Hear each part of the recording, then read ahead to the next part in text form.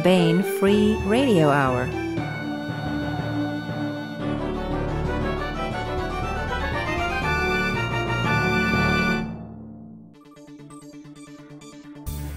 On the podcast, spouses dish on writers. Writers dine on destiny. Earcs and a herd of creepy baby-headed sheep. Plus part 21 of our complete audiobook serialization of Larry Correia's Hard Magic. All right now.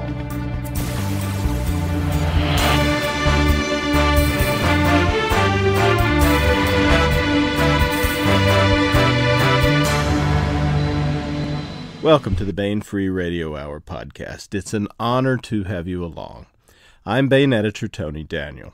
We have a really special podcast this time that's a lot of fun.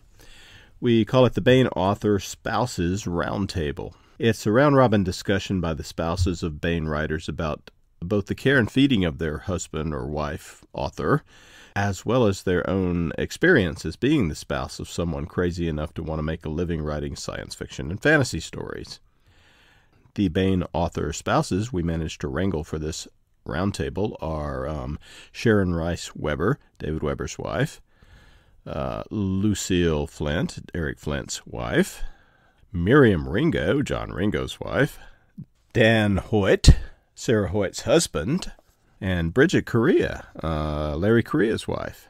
So that's coming up, and it's really a lot of fun. So stick around for that. And, of course, we continue with our complete audiobook serialization of Larry Correia's Hard Magic, as read by Bronson Pinchot. But first, here's the news.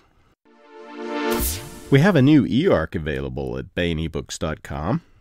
Now, an e-arc is the lightning-like exclamation of joy that issues forth from an electric eel when its mate pronounces it shockingly hot after it dresses up to attend its 20th eel school reunion and disco dance. That's right, disco never went out among the knife fish. No, certainly not. No, an e-arc is an electronic advanced reading copy. We sell them to you because we know that the journey is sometimes a lot less interesting than the destination, and waiting 3 more months for a book to come out that you want now can lack all appeal. Anyway, we have 1636, the Viennese Waltz by Eric Flint, Paula Goodlett, and George Huff. It's now out as an e-arc. This is a part of the Ring of Fire series, of course. Eric, Paula, and George are the team that brought us 1635 The Kremlin Games, which, though action-filled and interesting, also provided us with ne'er-do-well hero Bernie to root for, and it's a really comic gem. It's one of my favorites of the Ring of Fire books. So I, for one, am eager to see what Eric, Paula, and George have cooked up in Old Vienna, and you will be too, so check that out. This time on the podcast, we are holding a Baen Author Spouse Roundtable. We are very pleased to welcome Sharon Rice-Weber, wife of David Weber, Miriam Ringo, wife of John Ringo, Lucille or Lou Flint, she'll tell us which, wife of Eric Flint, Bridget Correia, wife of Larry Correia, and we have a male spouse in the house, Dan Hoyt, husband of Sarah A. Hoyt. Hello, folks. Hi. Hi. Hi. Well, I'm going to have a heck of a time moderating this. I guess we can picture ourselves sitting at an actual round table. Sharon, Miriam, Dan, Lou, and Bridget. I didn't leave anybody out. Or however y'all want to do it. So let's go for it. I suppose we can start at the beginning. How did you meet your author spouse? Did you know they were a writer at the time? And if not, what was your reaction when you found out? Shall we start with Sharon? Well, I was working at a bookstore. I was the first assistant manager, and we each had sections that we liked to read and that we were in charge of. And mine, of course, was science fiction and fantasy. And the guy came in one day, and he was looking through the science fiction books, and so I went over doing my bookseller stuff, and, you know, do you like this author? Well, if you like him, you might like this guy, and, oh, I've read that guy, no, but, oh, I like this guy. And so finally he turned around and he says, I've written a book, you know. Well, as a bookseller, you hear this a lot. But he actually had. And a couple of months later, David's first book came into the bookstore, and since I was the receiving clerk, I opened the box and bought probably the first copy that was ever sold, because I bought it as an employee, and that was how we met. Was there at the bookstore. We became friends and started kind of hanging out and going to lunch and dinner, and the rest, as they say, is history. So. So you knew because he announced it, being David Weber. And, yeah.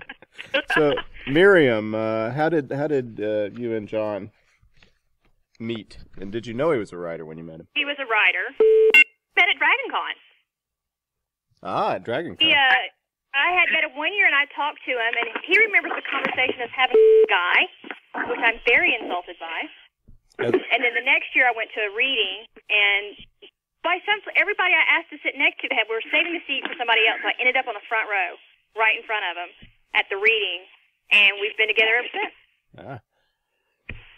Now, were you a costumer at DragonCon, or were you just... I'm Gothic, and I've been Gothic since I was 12, so that puts it at 31 years now. So if that's considered costuming, it's just what I wear that's in my closet. I see. It's just Miriam. Most people consider it costuming. And Dan, I think you and Sarah have been together quite a while. Yeah, we just had our 29th civil anniversary. How did you meet? She's from Portugal originally, right? Yeah, we don't have nearly enough time for the whole story, so I'll give you the really abridged version. All right. Exchange student. He was an exchange student that came the year after I graduated high school, and for reasons that I won't get into now, she spent a lot of time at my mother's house. So I saw her periodically on the weekends, and that was about it. And then she went back to Portugal, and we didn't talk for 4 years because I thought she was mad at me. She thought I was mad at her, and anyway. And then she called me one day out of the blue while I was down living in South Carolina at that point. We had met in Ohio. And we started talking on the phone, and that was September, and I proposed to her in January. And then I went over to ask her father for permission at Easter. To Portugal? Then she came over, yeah. And then she came back, not with me, but she came back over here in June. So that was pretty much it. We got married in the, as I said, we just had our 29th civil anniversary. As most people who are actually married know, your marriage isn't actually legal per se. You have to have another legal document making it so. But in Portugal, those two events can occur at vastly different times. In our case, it was 5 months apart. So we have a wedding anniversary in December. Oh, cool. As well. Now, did she was she writing from the moment that you when she came over as an exchange student? Had she begun writing?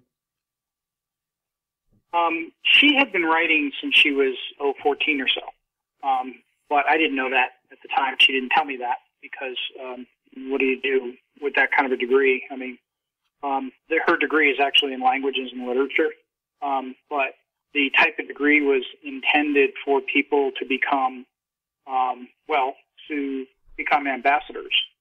So that was the track that she was on, and she went to embassy parties and did stuff like that. While she was over there, she was quite the social butterfly. But after we got married, I went off to work, and she would be at home all day. And after a few months, I found that she was talking to the walls. I thought she was just bored, but the walls appeared to be answering her, which I found a little disturbing. So I asked her about it, and she said, well, I used to write in Portuguese, but I haven't been writing here. And I told her, a writer writes. If you are a writer, then you need to write. Just because it's in a different language than your native language doesn't mean anything. You still have to do that. So she started writing in English, obviously. Honestly, her English is better than most natives. So she got good at it. Well, that's cool. So Lou, tell me that you met Eric on a picket line, please. Where did you meet him? Well, I met Eric over 30 years ago, and we were both very politically active socialists. I moved here from the Bay Area, and at that time, Eric was not a writer, although he had started writing as a teenager, but that, along with a lot of, other things he was doing, kind of got put aside for a while. And then later, kind of in his mid-late 40s, came back to the writing. So he was not a writer when I met him. In fact, it kind of came out of the blue. That was not the first thing I learned about him. How did you feel? Since you were both socially active, how did you? You were a socialist, and Eric was a union organizer. How did you feel when he sort of moved out of that and got into writing? Were you dismayed that he had lost his calling?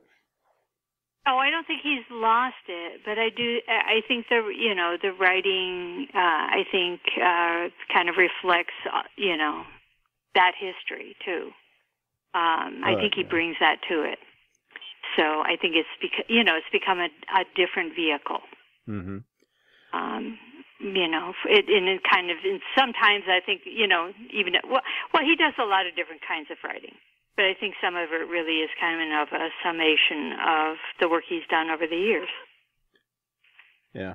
Well, I've of course done numerous interviews with Eric here on the podcast, and he's given us some wonderful background, and he's just a fascinating guy. I guess you like him too. So. Yeah, I think it's a little late to trade it in now. Oh, well. So, Bridget, tell me that you and Larry saw each other across a room because you were the tallest people. How did you meet? We met up at Utah State University, and he came up for the weekend to kind of get settled in and look for an apartment and look for a job, and was staying on one of his friend's couches. And we just happened to meet sort of randomly. And it wasn't a look across the room, but I would say within the first few days, I knew that, that was probably who I was going to get married to. But he had this really ugly porno stash going on the upper lip, and I thought, well, if I can get him to get rid of that, maybe there's a chance. He wasn't a writer at the time. He was going to be an accountant. And for those that know Larry's writing, he wanted to work for the FBI, which, that's kind of funny now, but that's what he wanted to do. And so the writing thing is just so opposite of what I thought that our life would be. But it's been a really fun ride, and I can't complain. Yeah. You thought you were getting an accountant. I did. But I was getting Jack Bauer. He was going to go be an FBI agent and, kick down doors and jump through windows. Instead, he just writes those scenes in his books. Yeah. Well, so let's. What's a typical day taking care of your writer's spouse? Do you have a job? First of all, I'd like to ask each of you have a job outside of home, and what's your spouse doing all the time that you're doing your thing? I guess should we start again from Sharon?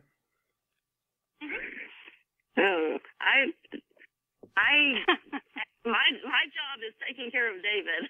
Mm-hmm.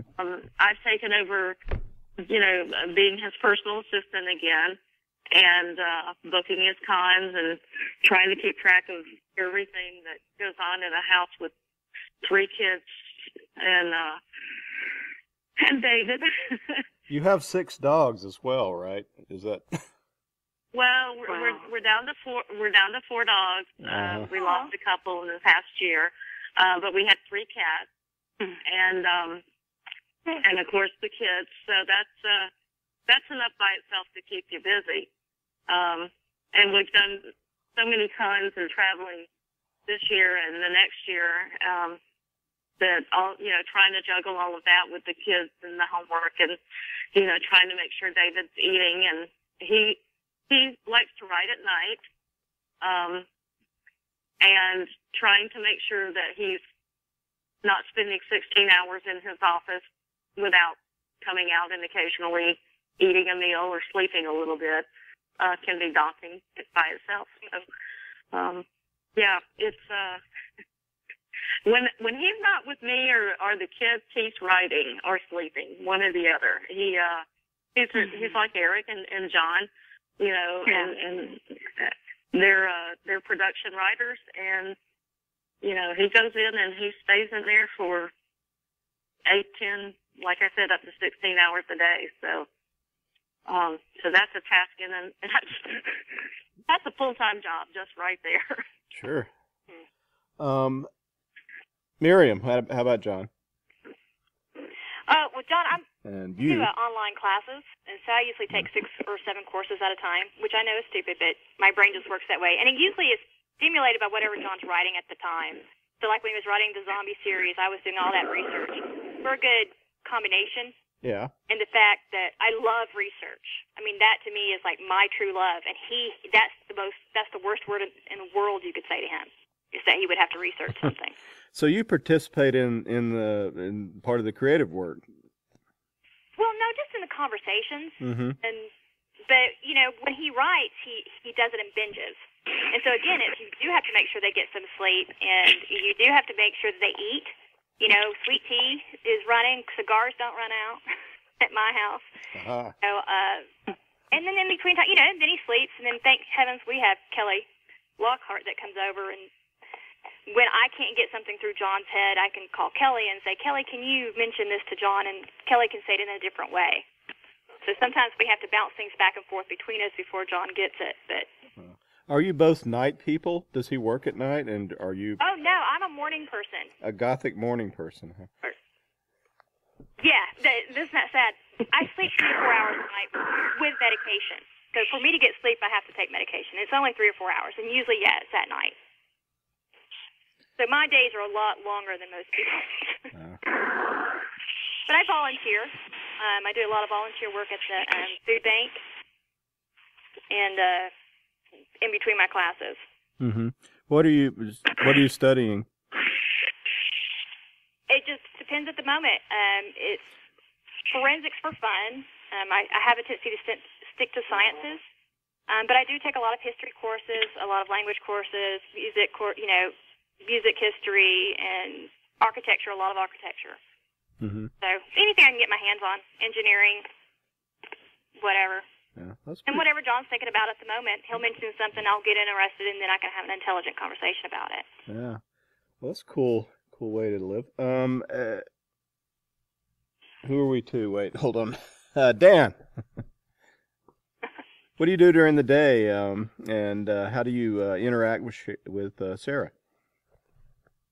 Well, I do have a job. I'm a career software architect. Right now I'm working on programs that do computational physics. So that means I'm pretty much away most of the day. And Sarah is working when I leave, and she's working when I come home, and she's working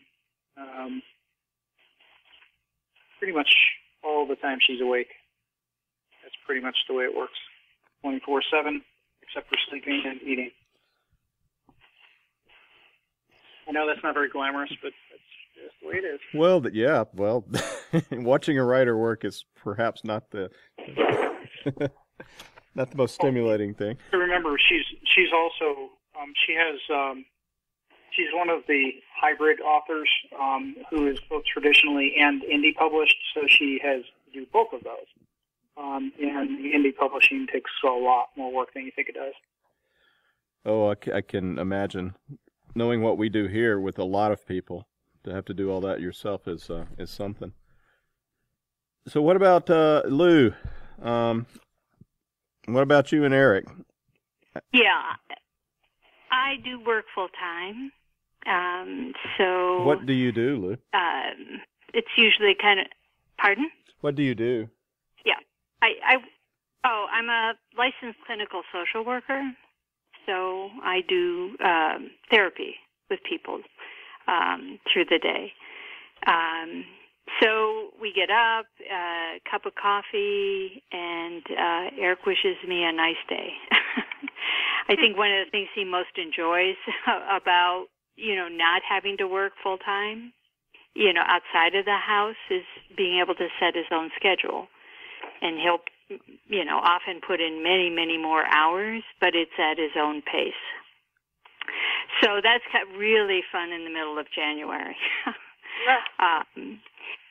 Although sometimes I've had some health issues, and so sometimes he winds up taking me to work. And actually, I think that's one of my favorite things because it gives us a chance to kind of talk about what he's working on.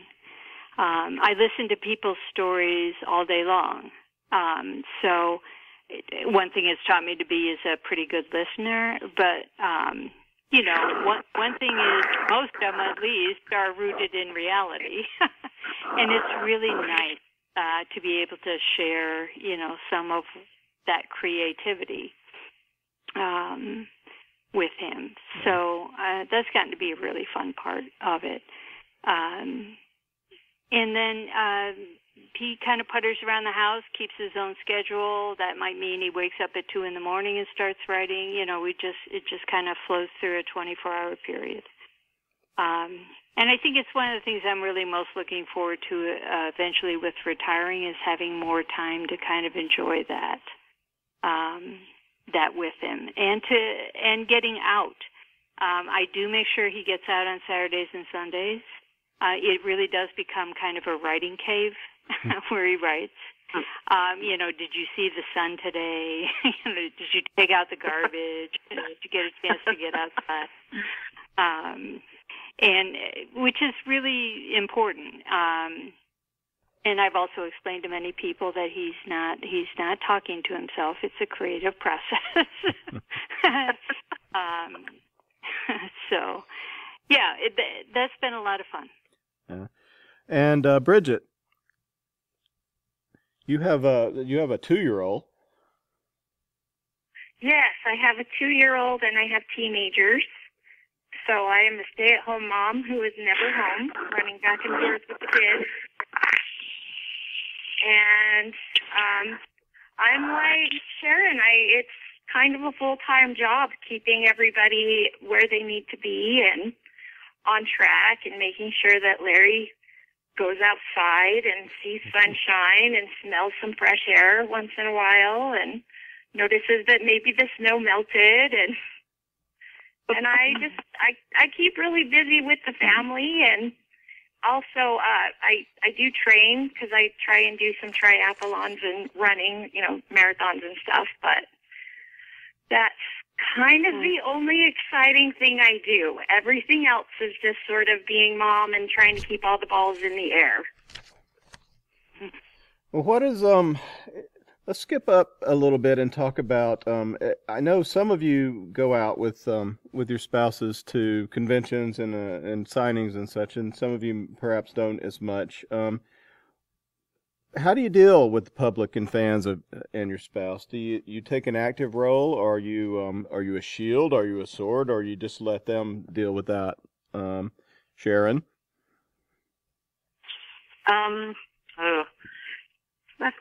That's an interesting question. How do you answer that? David really doesn't like to do conventions alone. He really likes for me to travel with him, and kind of like what the others were saying, that's one of my favorite times is I get to see his face and talk to him and actually realize that, there is a relationship there that he's not talking to his computer, he's actually talking to me. Dealing with fans can be a lot of fun. You can really meet some fantastic people. Mm-hmm. You can meet some scary people. You can meet some people who are just a bubble off a plum, and you're like, oh, I'm so glad the children aren't with me today. And I think I'm kind of a little bit between a shield and a sword. A lot of people, David is he's a big guy, and he's a little intimidating at times. He has a big voice, and he has a big personality, and a lot of fans are those little geeky people like me who was reading science fiction and, not maybe the most sociably apt people in the world. And so a lot of times they get a little frightened of David, maybe. So I'm not a very intimidating person at all. And they'll come up and ask me a question, and I'm like, I'm not sure I know the answer. Let's ask David. And I really feel good when I can get that little shy person who's intimidated by David to actually open up and start talking to him and enjoying that conversation. And, oh, my God, I'm talking to David Weber, and just the look on their face sometimes makes that really cool. And then there are times when I have to kind of go, okay, I have to feed David now. I have to make sure he gets to his next panel. I have to make sure that, oh, look, it's 4:00 in the morning and he has to go to bed now. So sometimes I have to be that mommy person who says, okay, time for bed, or okay, time for dinner. Now, do you have a signal that he can give you that he wants to go so that you can pull him away, or is that up to you? Don't say anything. No, usually it's me giving him the signal. Okay, you've talked to this person for 4.5 hours. It's time to go. David is he's a very gregarious person. He will talk to anybody about anything for as long as they will continue listening to him. And, well, we've done podcast interviews with him, and they always turn out to be two-parters. Yeah, or three-parters, or four-parters. Yeah. I think he's, I don't let him out of that cave often enough. So when he's got an actual person to talk to, he goes a little crazy, and he really, really likes to finish conversations. So, yeah, I've actually had to go to, green rooms or con suites or whatever, hunt him down, track him down, 3:00 in the morning, and then go, okay, you've got a panel at 10. You've got to get some sleep and, that type of thing. So, like I said, I think I kind of run interference a little bit, but sometimes it can be on the positive side and sometimes on the negative, Yeah. Well, Miriam, you and John are convention goers. I mean, I've hung out with you at conventions, and you like it. Yeah, we've met at a convention. Yeah. So how do you deal with the Ringo fans? They like Dragon Con. Yeah. I love Dragon Con. I love it a place where I can get lost. Dragon Con is, we should probably tell everybody, but Dragon Con is about 50,000-60,000 people getting together on Labor Day. It's in Atlanta. Officially it's 65,000. But it might be more. That it's a lot more than that. But when I first started going, it was smaller. It was about 45,000. I've been going for 15 years, so tells you how long I've been going. But with the fans, it just depends. With the barflies, it's a different. There are the fans that you're comfortable with. There are fans that are no longer fans; they're just friends. And then there are fans that you just everything I learned from Sharon. I'm going to tell you, if you really want to know the truth, don't blame me. No, I was able to sit next to Sharon, and there were some things I was stressing out about, and she gave me some really great words of wisdom that kind of just let me go back to being myself. And then I realized that being myself was going to be fine. I didn't have to be John Ringo's wife. I could just be who I was and still enjoy just being around him and getting to bask in his glow, because he loves it so much. And he just, people always ask him, well, he signed my book. I'm like, well, only if he's breathing, because that's his line. He loves his fans. And so I try very hard not to pull him away unless I absolutely have to. I will have a habit of getting bored very quickly. And being ADHD and being at Dragon Con, and I don't usually take my Ritalin during that time, I'll just look at people and say, I'm bored now, and walk off. That's kind of, so I've found a strategy for me to exit that works for me. I can guarantee it wouldn't work for most people. Pretty effective, I'd say. And when a girl in a corset goes, I would go now, you just kind of let her go. But John loves his fans. There are times I've had to go find him and say, okay, if you want to get sleep before your next panel, you're going to have to come to the room. But most of the time I just let him go at night because that's when he enjoys it. And most conventions know not to put him on an early morning panel. Nothing before 11 o'clock usually. So. Yeah, I've seen him standing out. He gets dragged on my God. 3 a.m, still talking to somebody out by the front of the hotel or something. He enjoys. That's what he enjoys at home. That's his prime time here at the house. So that's his natural timing. Is that time? So it just work out great for that. Yeah. So Dan, what about you and Sarah with Sarah's readers? Well, you met Sarah. She can take care of herself. Yes, I don't no have to doubt. be a sword or a shield.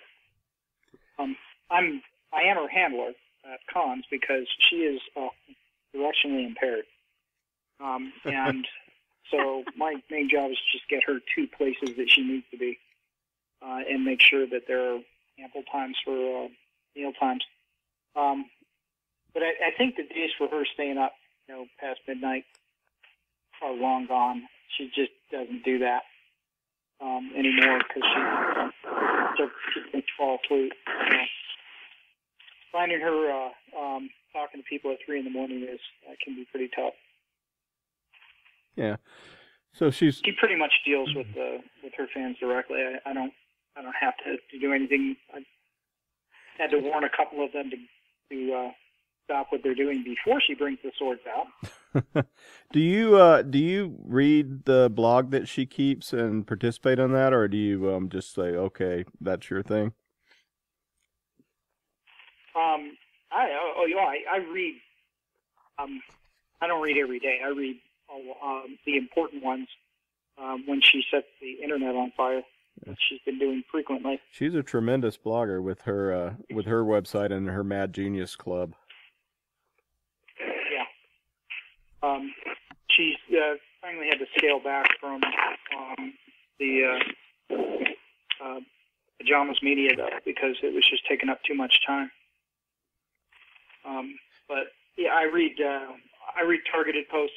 I rarely respond on them because there's really very little need for me to. She has a cadre of fans. They call themselves the Huns. Mm-hmm. Huns.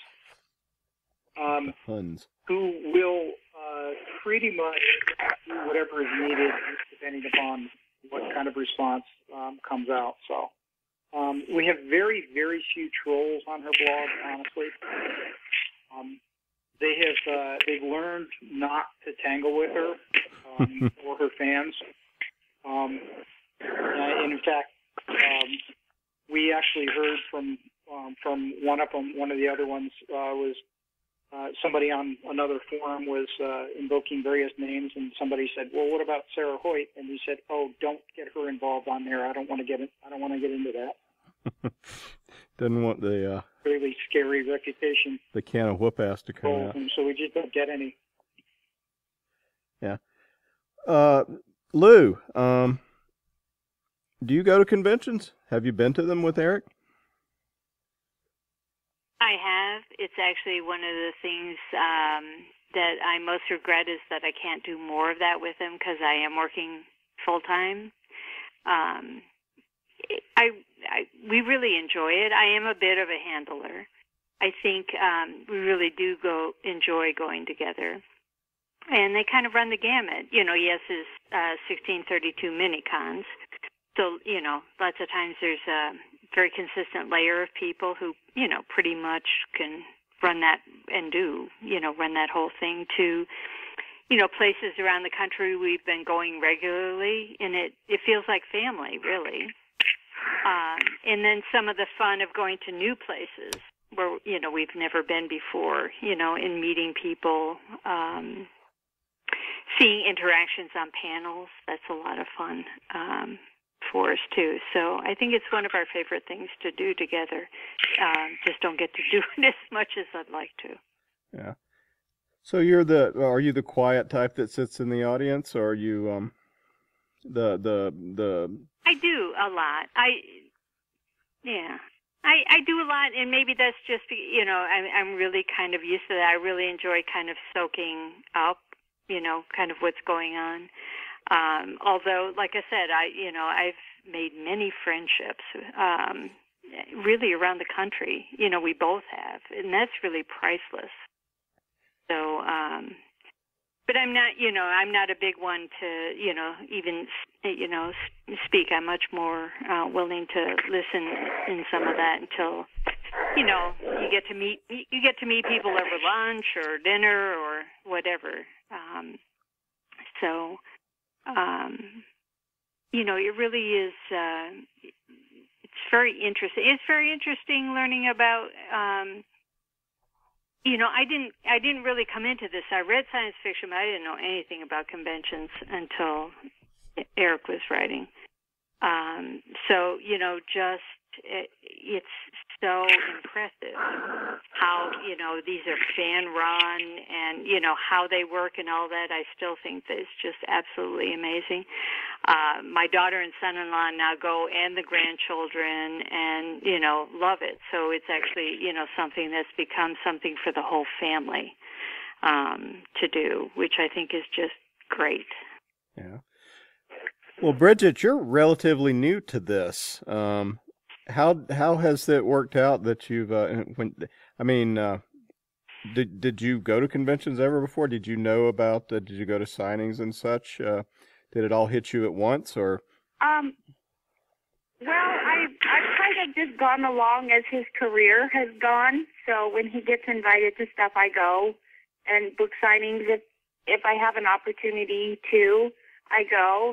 I don't really like to leave my kids when school's in and they're needing a parent to be around to get them to where they need to go. And just school's hard on kids. They need to have mom to come home to and talk about their day. Mm-hmm. So I guess I'm kind of new, but I'm really enjoying hearing all the other spouses talk about how they handle their husbands or wives, and because. Yay, I'm normal. This is so the experience that I have, but I don't ever really get to talk to anybody. Nice to know that this is normal. You do kind of feel like you're in it alone. But I'm a lot like the rest. I kind of handle Larry a little bit, make sure he needs to be where he needs to be. I don't ever have to be a sword.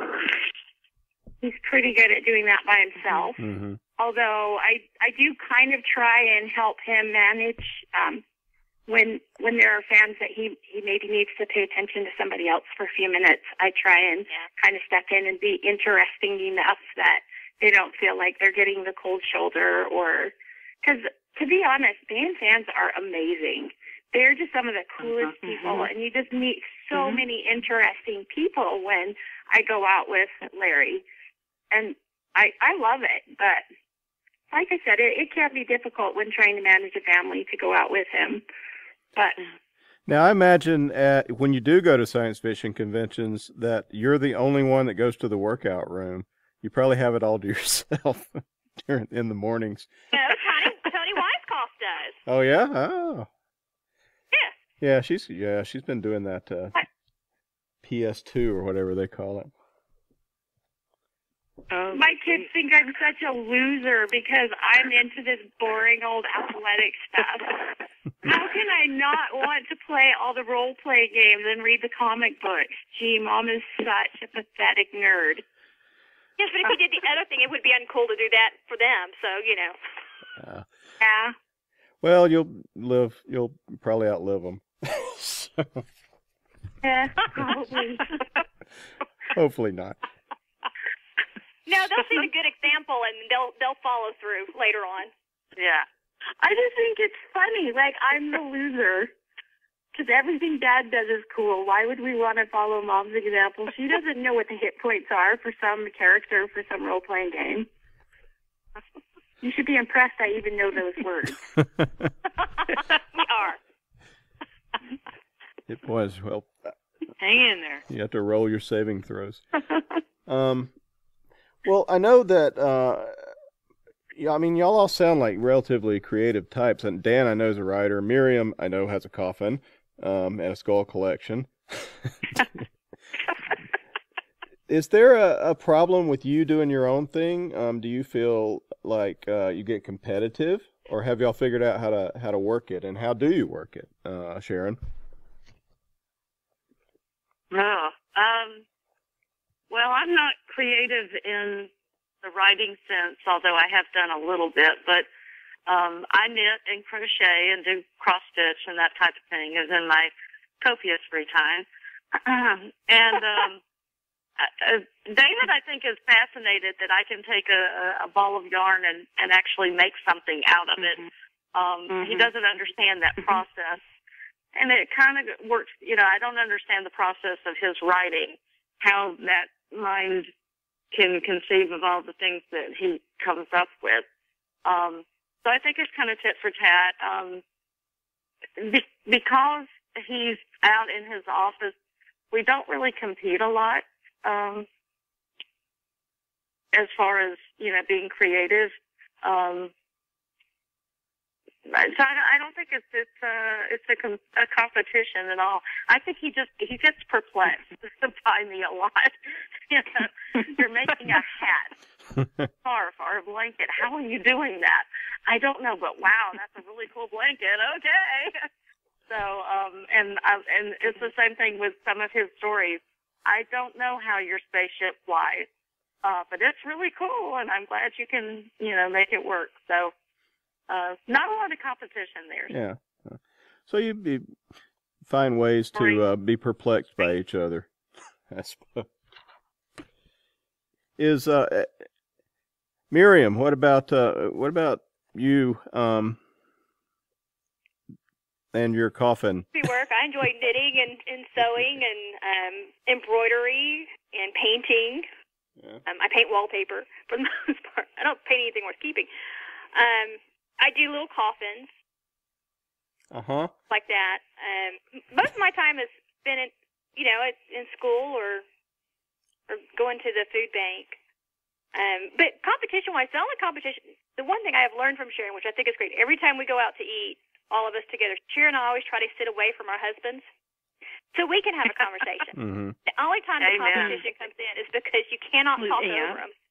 But you can talk separately from them. And Sharon has taught me how to, to kind of sidestep this conversation they're having at one end while they're trying to compete with each other. So we can have a pleasant conversation and just talk to each other. And that has just been a wonderful. Yeah, and it's just wonderful. Every time I know that Sharon's going to be somewhere that I'm going to be, I get so excited because I just really enjoy spending time with her because she's just so much fun and so wise and she's just fun to be around.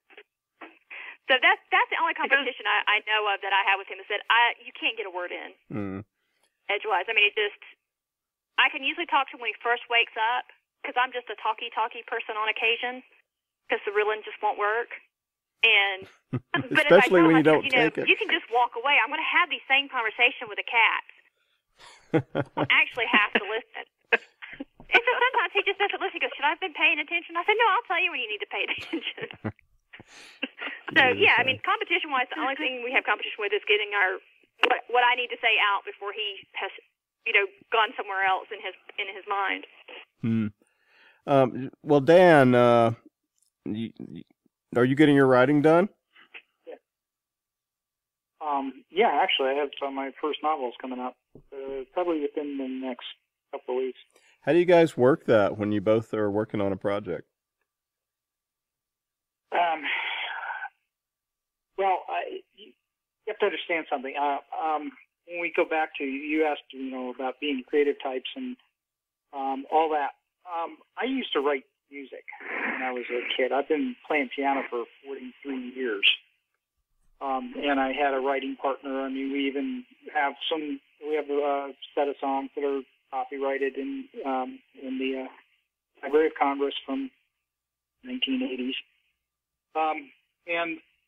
But I had to get a job, and that just kind of went by the wayside. I became a writer as a defense mechanism almost. I realized when we were having writing groups, and Sarah formed writing groups, and we had people over, I realized I lacked the vocabulary to be able to critique her and to tell her what, if I had problems with the writing, I could tell you, oh yeah, I didn't like this or I like that, but that's pretty useless. And so I started studying it in order to be able to converse with her about it. And as I was, after I started studying, I realized that I could rechannel some of my creative energies, which were, really focused more towards short form lyrical writing and try to do something longer. So the first few short stories I did were really, really bad. And it took me a while before I felt comfortable even doing a novel. So we've never really been competitive. I mean, we're actually one of the few writer spouses who don't collaborate with each other. It's not that we couldn't. It's just that there's really no need for it. Yeah. So Sarah's work sort of led you into it. You might not have done it without her. Oh no, I definitely wouldn't have done it. Well, Sarah and I are who we are now because of each other. We were very, very different people before we got married. You probably wouldn't even recognize either of us. Yeah. So we've kind of developed together, as it were. Oh yeah. That's probably everyone's experience if you stay with somebody long enough. Lou, how about you with listening to people tell their tales during the day? Well, part of it is I like having a different career. Mm-hmm. And I do really believe that doing that kind of therapy is pretty creative. See, sometimes I wish there were more of that when I'm. Yeah. One thing that we've done is I like to go. I like to go to different kinds of conferences and things with that. And we've actually, he's very good about supporting that, about supporting my career too. So it feels, in some kind of way, really very even. And he'll go with me. Sometimes there are also excuses to travel, so just like the cons are, we'll get to go different places. His alma mater is UCLA. I go there for a neurobiology conference every year. And he'll come and do his thing, with his old professors and people he knows out there. But he's actually come to one or two things, talking about what's been going on in brain research. I mean, which is kind of a creative thing for him too. So there's almost that kind of sense of us, supporting each other by actually having a toe in. Now, I don't see myself as writing ever, but kind of sharing that process, talking over plots, talking over possibilities, and then the same with him, supporting or also learning some there. So that's been really fun, and so it feels like a parody. Mm-hmm. I think.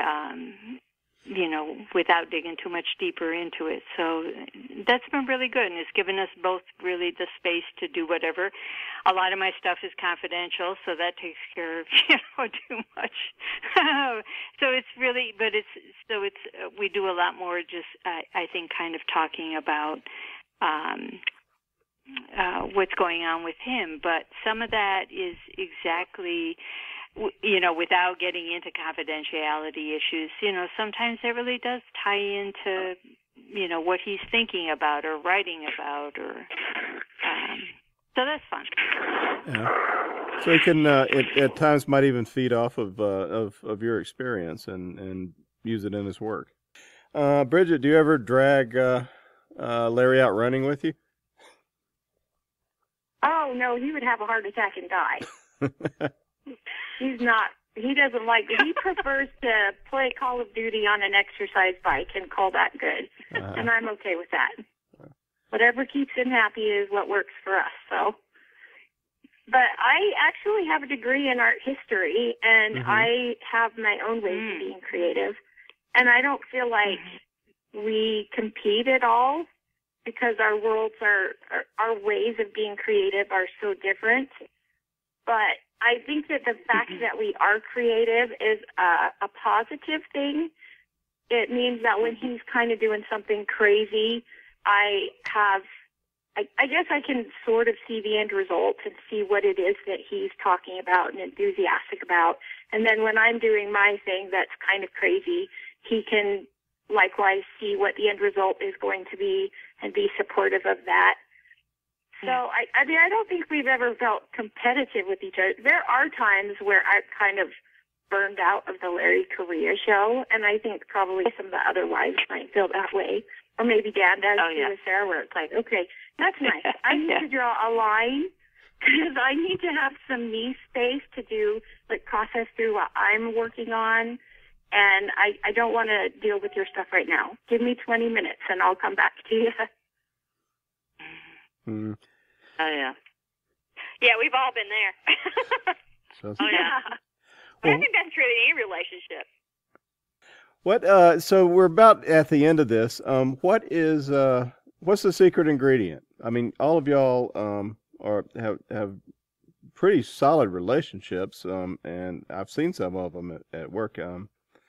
And it's amazing that you can put up with these guys. Being a writer myself, I know how hard it can we can be on you. What's the secret ingredient, Sharon? A lot of love, a lot of patience, a lot of understanding, a lot of understanding that David can be an 8-year-old at times when he's in writer mode, and I don't want to come and eat dinner now. Well, you have to. I have a secret weapon, which is the kids. I make the girls or Mikey go out and say, "Daddy, it's time for dinner," and he's not going to tell them no.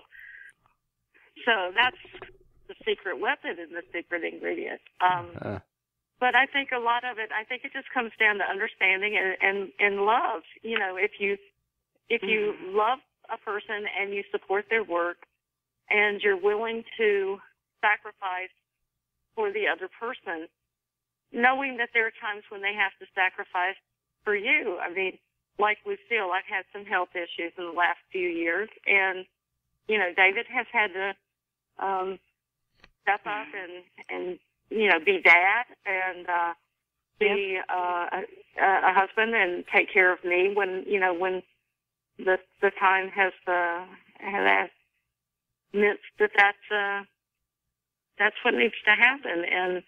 And luckily working out of the house, he can do that. And it's not as easy as a lot of people think. Oh, well, you can just make your own schedule. Yeah, but, you know, you still got to get that work in every day. You've got to get that, 5,000, 8,000, 10,000 words in that writing session that you've got to get that book out on time. And, so a lot of understanding and, you know, a lot of support, I think, is key. But basically it comes down to you got to love them. If you don't, you got to kill them. You know? So, and maybe both. You know, yeah. There's a reason I have an empty coffin. Exactly. Sometimes it comes down to, you know, he's got to sleep sometime, and if he doesn't, I'm going to kill him. So, yeah, I think that's our secret ingredient at least. So, how about Miriam? Oh, all I can say is you got to have your timing down right. Sometimes it's a fine wire act, especially when I live with a binge writer. He doesn't write every day.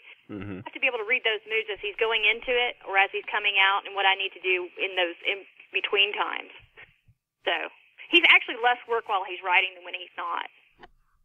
Uh-huh. At least I have him on one spot when he's writing. But yeah, it's just, it's just patience and love and kindness, and just, I think kindness is just where it comes in, and it goes both ways, because I'm so odd. I feel like John actually puts out more work than I do. So I feel more sorry for him than I do for myself.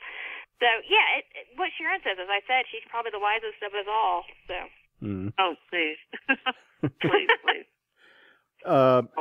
Dan. I'll give you a quick anecdote on that. We got married. My wife said, I was raised Catholic. We don't believe in divorce. I can kill you and confess it later. Yeah. I told Johnny he had 2 ways out of our marriage. He could either go out feet first or get a boyfriend. Those were his 2 choices. Why is that even an option? Because that's how my last marriage ended, so I had to at least be fair. You didn't think the end of the Queen of Wands was actually a natural thing, did you? Aha. Oh, we will have to reserve. Nice experience. We're going to have to reserve an entire podcast for this. Empty. For now. Well, he bought me the coffin, which was his own mistake. Oh, well, it's nice to have a husband that'll buy you a coffin, I guess. Exactly. Yeah. I don't even know where to go with that. Lou, what's... You know, I totally agree with what Sharon said. The other 2 things I would add over the years is trusting each other. You know, that we have each other's back, and a mutual respect, however that translates. Yeah, I think those have been the key ones for me. Yeah, I agree, Lucille. Those are good points. Yeah. Mm-hmm. Bridget. Secret Korea ingredients. I have kind of we sort of have a motto that we're Team Korea, in it to win it. So whatever has to happen for the 2 of us to be successful is what has to happen. And sometimes on paper it doesn't look very fair. And if you are on the outside looking in, you might wonder, like, well, how does that work? How do you make that work? Well, it doesn't matter because it works for us, and we love each other and we respect each other. And sometimes the balance sheet is not even, but that's okay because we're not in this for some short-term, whatever we're getting out of it today. We're in it to win it. We want to make it to the end of whatever, life or whatever. And if we can be by each other's side and old enough that we can't get off the chair by ourselves, then we'll still be Team Korea, in it to win it.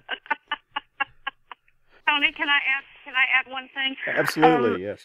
I know this sounds weird, but I know that I can take David for granted. And a lot of people look at me like, what? What do you mean by that? But, with the health issues, and maybe Lucille knows where I'm saying this, I can take David for granted. I know he's got my back. I know he's going to be there, and he's going to do what needs to be done. And that's a relief. I don't have to worry, oh my gosh, if I get sick, is David going to leave me? Or, am I just going to be kind of floundering out in left field someplace? I can take him for granted, and he can take it for granted that I've got his back and that I'm going to be there through the thick and the thin and the good and the bad and richer and poorer and all those vows that can mean absolutely nothing to some people, but I can take it for granted that he's going to step up and do what he needs to do, and that's for me and the kids. So that's another little part of it, I think, too. Mm-hmm. Absolutely. We are talking with Sharon Rice-Weber, Miriam Ringo, Dan Hoyt, Bridget Correia, and Lou Flint, the spouses of Baen authors David Weber, John Ringo, Sarah A. Hoyt, Larry Correia, and Eric Flint. Spouses, thank you so much for being with us on the podcast. You're welcome. Thank you for having us. It was a pleasure sharing this. Yeah, I really enjoyed this. It was a lot of fun. It's nice knowing that there's others like you out there. Hey, we're not alone. Yay. And Bridget, if you ever need to call, just call us or call me or call Miriam or Lucille. Absolutely. It's so nice to know that this is normal. And I used to be a nanny, so I'm great with kids if you ever need me. Yeah. Bring the kids. Very good. And Miriam, we're doing Dragon Con, right? We'll be there in a couple of weeks. Yes, and I was already planning on looking up. Oh my goodness, what did you just do? Sorry. That's what I'm gonna cut on that, all right? Okay, do you need me anymore?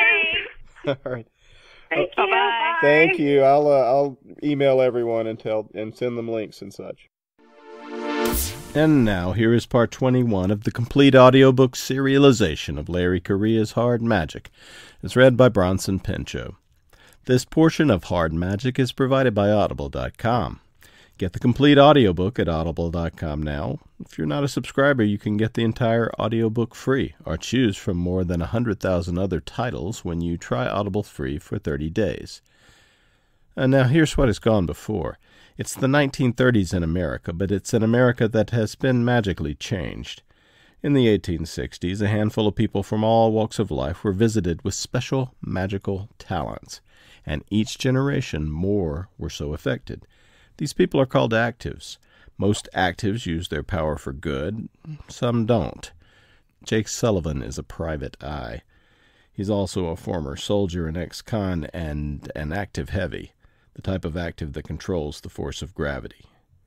Jake is being recruited by a mysterious secret organization of actives dedicated to seeing humanity through a possible magic-based apocalypse. This group is known as the Grim Noir Knights. If the Grim Noir are to be believed, the evil forces of magic introduced into the world have reached a peak, and the apocalyptic finale of humanity may be about to begin. Some, however, welcome the coming storm. Here is Bronson Pinchot with part 21 of the complete audiobook serialization of Larry Correia's Hard Magic. Chapter 9. My cavalry unit was camped 82 kilometers south of the Podkamanaya Basin that morning. Despite driving the Green Cossack Army back for nearly 3 months, the Nipponese troops had withdrawn earlier in the week. Their retreat was unexpected, but a welcome chance for us to regroup, tend to our wounds, and fatten our fighting bears on the local reindeer herds. We discovered the reason for the Imperial's retreat around breakfast. A blue light appeared in the northern sky, rising from the horizon as a pillar until it disappeared into the clouds. Scouts estimated the disturbance was near the position of our main infantry encampments. Capitan Kurgan had a pocket watch. He said the disturbance started at exactly 7 o'clock. Flocks of birds and large numbers of forest animals retreated past our camp in the direction opposite the light. At 7:05, the light had grown so bright that it was as if there was a second sun. Then the noise came, like the sound of artillery. The earth shook. All of us were knocked to the ground. The sky split in two and the light turned to fire. The fire grew until the entire north was fire, and it came toward us. The hot wind came after the thunder, snapping down all the trees of the forest and flinging our tents. The temperature increased until it was unbearable. Our clothing caught fire, and our bears went mad from the pain, turning on their controllers and rending them. I was thrown approximately 200 meters into the river. The water boiled. That is all that I recall. Lieutenant D. Vasiliev's animated corpse. Testimony to the Tsar's Investigative Council on the Tunguska event, 1908. Ogden, Utah. He'd gotten hurt pretty bad back at the cabin, though he was a lot better off than the hired thugs they'd brought with them. Thanks to the chairman's gifts, his body would be back up and running in no time. The goons would still be dead. Matty shook his head and went back to stuffing his guts back in. The old Grim Noir had turned out to be one hell of a fighter, but Matty had gotten of what he'd been after. He always did. "Hold still," his companion ordered in Japanese. Yutaka was the only other survivor of their morning's work, and the iron guard was up to his elbows in Matty's blood. He ran the needle back and forth expertly, holding the muscle together with thick cord. The healing kanji etched in scar tissue on Matty's back had kept him alive despite being disemboweled for over an hour now, and the overtaxed words of power were burning as hot as the day he'd first been branded. "This is slippery." "It don't have to be pretty," Matty grunted. The stitches just needed to hold everything in the right place until he could heal up in a few hours. He should have been incoherent with pain, but the more kanji he'd burned onto him, the stronger he became, since he was also the first white man to have the honor of being an Iron Guard. The fact that he was the only one of them strong enough to bear over a dozen kanji pissed the other slant-eyed bastards off to no end. "Hurry up, I don't want to look all busted up when we report in."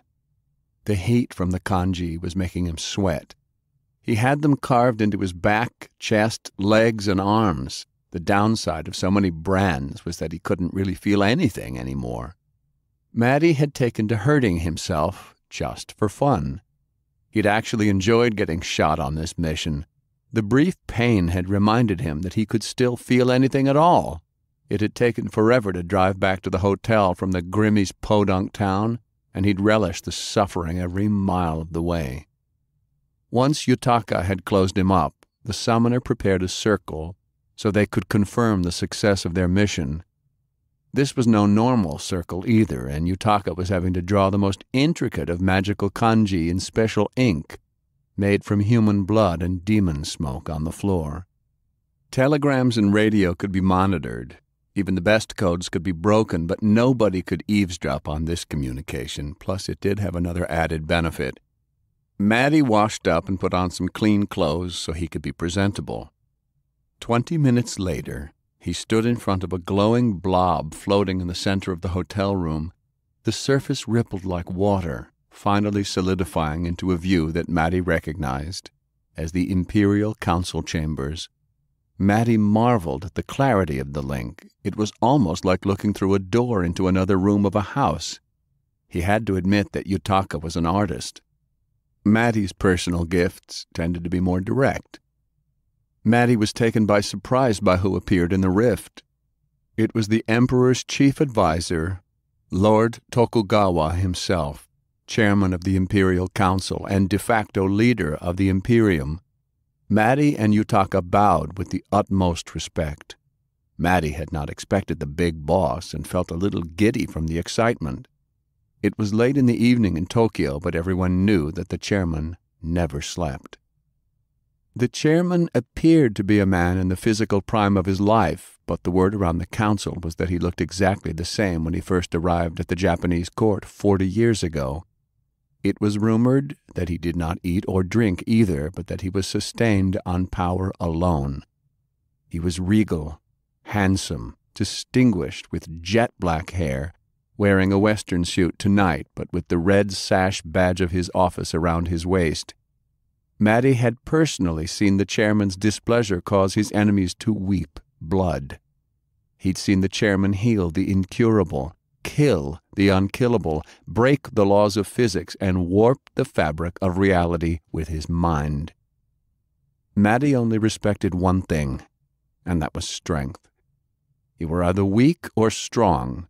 Whoever was the strongest was therefore the best, and no one could be stronger than the chairman. He'd never believed in his father's God, only in the power. The strongest wouldn't preach about mercy, peace, forgiveness, or any of that bullshit. That was all sissy talk for the weak to pretend that they still mattered. The chairman was force. He was going to inherit the world, crush the meek, and Maddie planned on being at his side when he did. The chairman was all business.